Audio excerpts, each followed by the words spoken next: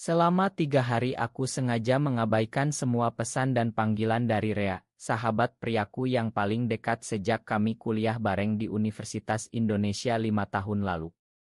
Tapi ketika dia berdiri di depan pintu apartemenku di kawasan Kuningan Jakarta pada malam ketiga dengan wajah pucat pasi, mata merah bengkak, dan suara gemetar memohon, Andi, tolong buka, aku nggak tahan lagi, bro. Apa salahku? Dunia seolah runtuh di sekitarku karena reaksi dia membuatku tak bisa berkutik sama sekali. Aku berdiri di balik pintu, tangan sudah di pegangan tapi ragu, jantung berdegup kencang seperti mau meledak. Udara malam Jakarta yang lembab masuk lewat celah jendela, bau asap knalpot dan hujan tipis masih menempel di baju kerjaku yang belum ganti. 3 hari ini aku mati-matian menghindari dia, mematikan notifikasi nggak buka story Instagram, bahkan pura-pura sibuk meeting padahal cuma duduk di kae dekat kantor sambil menatap kosong layar laptop. Semua gara-gara akhir pekan lalu di puncak, saat kami naik mobil berdua ke ila kecil milik teman lama. Malam itu hujan deras, listrik padam, kami tidur di satu kamar karena kamar lain bocor. Rea tertidur di bahuku, napasnya hangat, tangannya tanpa sadar memeluk pinggangku. Saat itu aku merasakan sesuatu yang bukan lagi persahabatan biasa. Jantungku berdegup aneh, pipiku panas, dan aku langsung panik.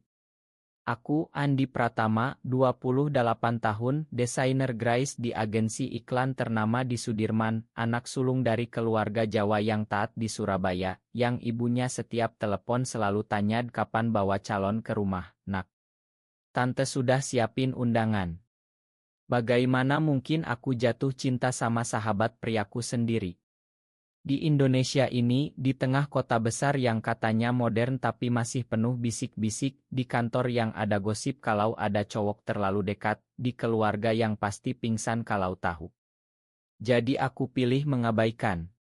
Pikirku kalau aku diam 3 hari, perasaan ini akan hilang, Rea akan sibuk dengan pekerjaannya sebagai akuntan di bank swasta, dan kami kembali seperti dulu, nongkrong di warung sate malam, main futsal Sabtu pagi, curhat soal kerjaan dan cewek-cewek yang sebenarnya nggak pernah aku suka beneran.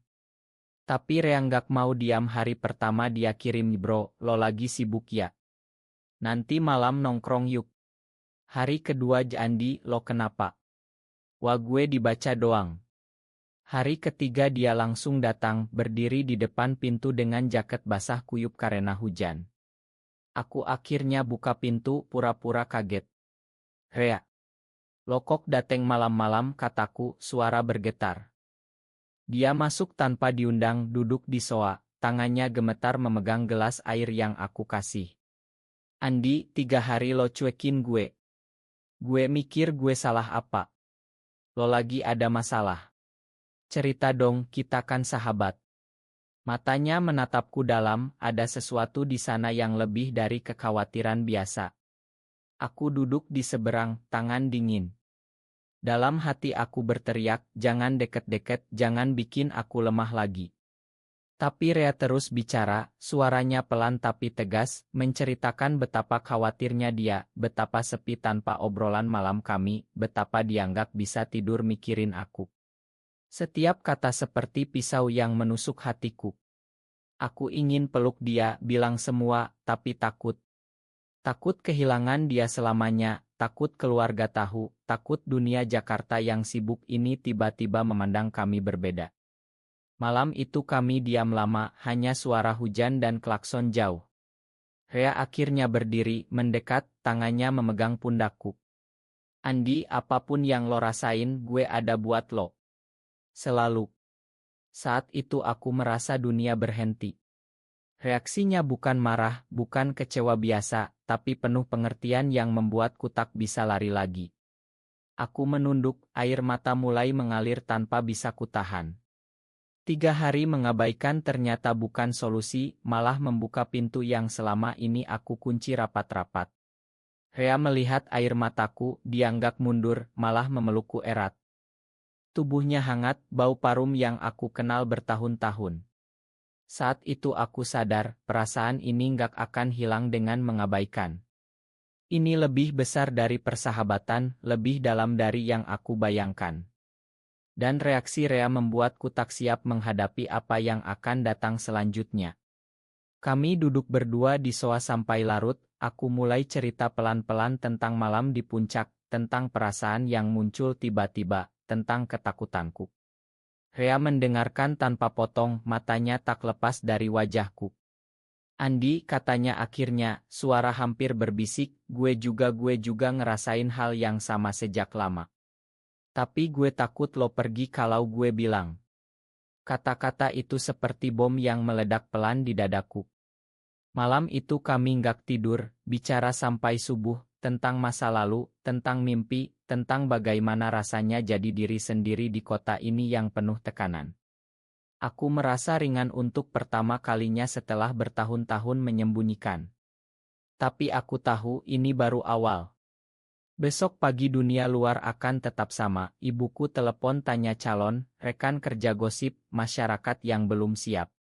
Tapi setidaknya malam ini, dengan Rea di sampingku, aku nggak sendirian lagi. Pagi harinya setelah malam pengakuan itu, Jakarta bangun dengan lalu lintas macet seperti biasa, tapi hidupku sudah berubah total. Aku dan Rea duduk di meja makan kecil apartemenku, minum kopi hitam yang aku buat, roti bakar dari warung bawah. Wajahnya masih lelah tapi ada senyum kecil yang bikin hatiku hangat.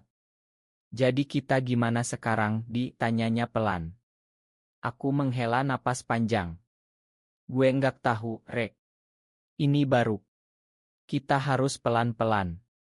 Keluarga gue lo tahu kan, ibu tiap minggu kirim foto anak tetangga yang sudah nikah. Rea mengangguk, tangannya menyentuh punggung tanganku sebentar, sentuhan yang sekarang terasa berbeda, penuh arti. Kami putuskan untuk tetap sahabat di depan orang lain, tapi di balik itu kami mulai menjelajahi perasaan ini.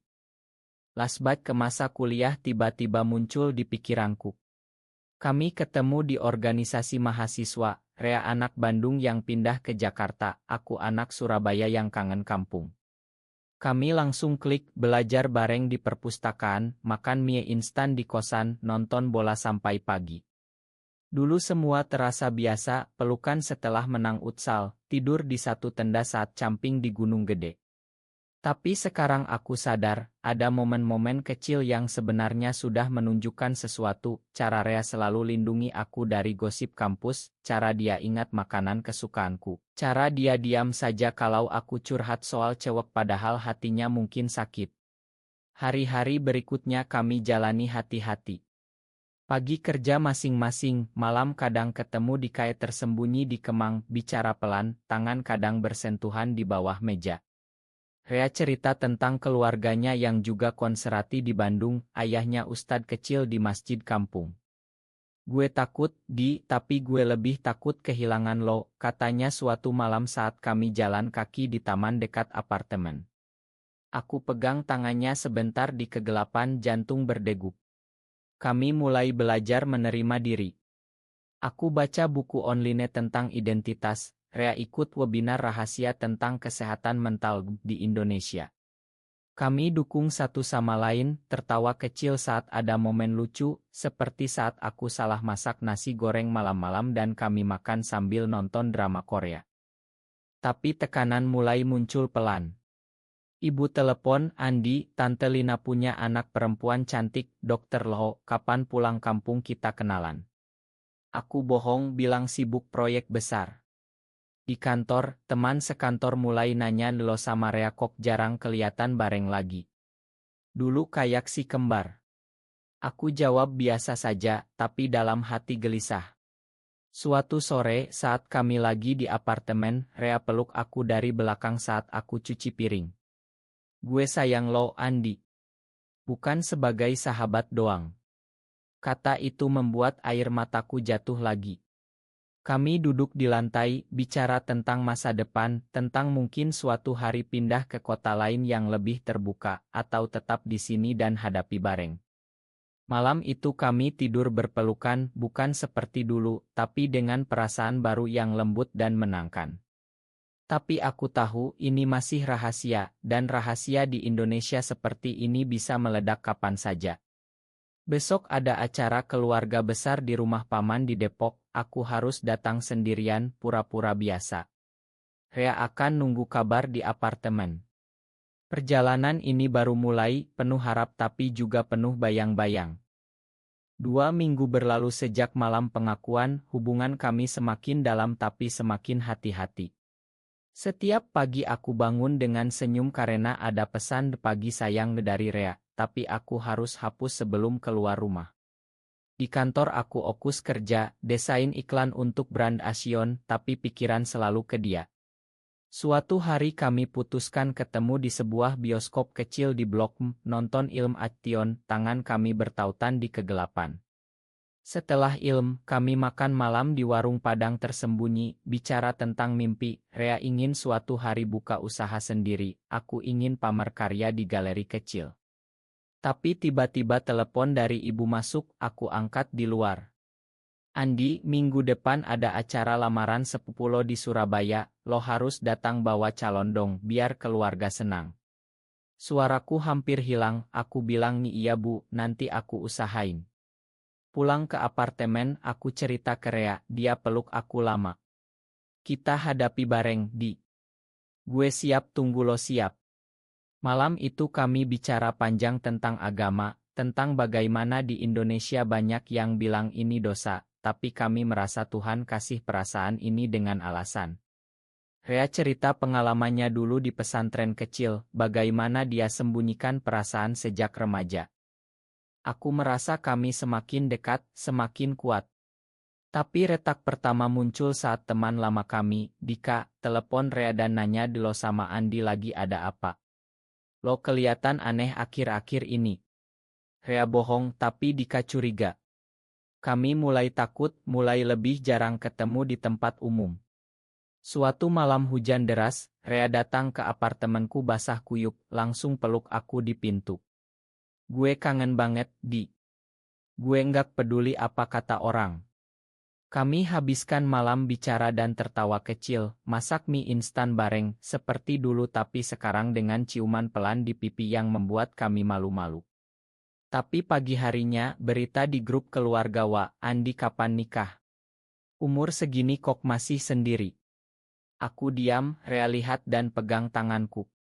Kita nggak sendirian, ingat itu. Hubungan kami semakin matang, kami belajar berkorban waktu, belajar sabar. Rea mulai ikut kelas online tentang selacep tance, aku mulai jurnal tulis perasaan. Tapi tekanan masyarakat semakin terasa, seperti saat di lead kantor ada yang bisik cowok kok terlalu deket. Kami tahu ini ujian, tapi cinta kami semakin kuat. Bulan ketiga, kami sudah terbiasa dengan rahasia ini. Rea pindah ke apartemen lebih dekat, hanya 10 menit jalan kaki, supaya bisa ketemu lebih sering tanpa curiga. Kami jalani hari seperti pasangan biasa di dalam 4 dinding, masak bareng, nonton series, peluk saat tidur. Tapi di luar, tetap sahabat. Suatu akhir pekan kami nekat jalan ke Ancol, pegangan tangan di tempat sepi saat matahari terbenam. Ini indah, Di. Kayak mimpi, kata Rea. Tapi mimpi itu terganggu saat paman dari Surabaya datang ke Jakarta untuk bisnis, mampir ke apartemenku tanpa kabari. Untung Rea belum datang, tapi paman lihat foto kami berdua di meja yang terlalu dekat. Lo sama Rea kok kayak pacaran ya, tanyanya setengah bercanda. Aku ketawa gugup, ganti topik. Malam itu aku cerita ke Rea, dia khawatir. Kita harus lebih hati-hati. Tekanan keluarga semakin besar, ibu kirim foto gadis-gadis, bilang Li ini anak teman ibu, baik banget, rajin sholat. Aku mulai merasa lelah, suatu malam aku marah kecil ke Rea, gue capek bohong terus. Rea diam, lalu peluk aku. Gue juga, tapi gue pilih lo. Kami bicara sampai pagi, putuskan untuk tetap diam dulu, tunggu waktu yang tepat. Tapi misunderstanding datang, Dika lihat Rea keluar dari apartemenku pagi-pagi, gosip di grup teman kuliah Rea sama Andi kayaknya ada apa-apa deh. Rea marah, aku sedih, kami bertengkar kecil pertama. Lo nggak percaya gue, kataku. Rea minta maaf, kami baikan dengan pelukan panjang. Cinta kami diuji, tapi semakin dewasa. Kami mulai rencanakan masa depan kecil, mungkin pindah ke Bali suatu hari, tempat lebih terbuka. Tapi di Jakarta, kami tetap bertahan. Klimaks datang saat Lebaran mendekat, aku harus pulang ke Surabaya. Rea ikut karena keluarganya juga di Bandung, tapi kami janji ketemu diam-diam di Jakarta dulu. Di rumah, ibu langsung atur kencan buta dengan anak tetangga. Aku tolak halus, tapi ayah marah, kamu ini mau apa sebenarnya? Umur 28 masih sendiri. Malam itu aku telepon Rea, nangis di kamar. Gue nggak kuat, Re. Dia datang diam-diam ke Surabaya naik kereta, ketemu di hotel kecil. Pelukan kami penuh air mata. Kita hadapi bareng, katanya. Keesokan harinya, saudara sepupu lihat kami di mal, gosip menyebar ke keluarga. Ayah telepon marah, kamu sama Rea apa-apaan? Aku shock, Rea pegang tanganku kuat. Kami pulang ke Jakarta dengan hati berat, ada pertengkaran besar di telepon keluarga. Ini nggak bener, Andi. Kamu bikin malu keluarga. Aku hampir putus asa, mau mundur demi keluarga. Rea bilang jangan, kita kuat. Tapi tekanan membuat kami hampir putus, aku abaikan dia lagi 2 hari karena takut. Reaksi Rea kali ini, dia datang ke kantorku, tunggu di lobi, bilangnya gue nggak mau kehilangan lo karena orang lain. Kami baikan tapi luka dalam.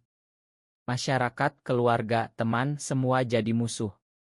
Kami rasakan pengkhianatan dari gosip, tapi juga pengorbanan. Rea siap tinggalkan pekerjaan kalau perlu pindah. Ini ujian terberat, tapi membuat kami tumbuh. Setelah badai Lebaran, kami duduk di balkon apartemenku malam hari, hujan tipis seperti malam pertama. Rea pegang tanganku erat. Andi, kita sudah lewati banyak. Gue mau kita tetap bareng apapun yang terjadi. Kita bisa buka usaha kecil bareng, hidup tenang, dukung satu sama lain. Aku menangis bahagia, peluk dia. Kami putuskan untuk tetap di Jakarta, hadapi pelan-pelan, mungkin cerita ke keluarga secara bertahap. Aku mulai terapi online, Rea ikut komunitas rahasia. Persahabatan kami berubah jadi cinta dewasa, penuh pengertian, pengorbanan, dan kekuatan. Keluarga mulai melunak setelah aku jelaskan pelan, meski belum acep. Teman-teman yang tahu dukung diam-diam, kami belajar bahwa cinta sejati butuh keberanian. Hari ini, 1 tahun setelah malam pengabaian itu, kami masih bareng, lebih kuat. Perjalanan ini mengajarkan kami tentang diri sendiri, tentang masyarakat, tentang pilihan hidup. Dan sekarang, saat duduk berdua menatap lampu kota, aku tahu reaksi Rea malam itu adalah awal dari kehidupan baru yang indah.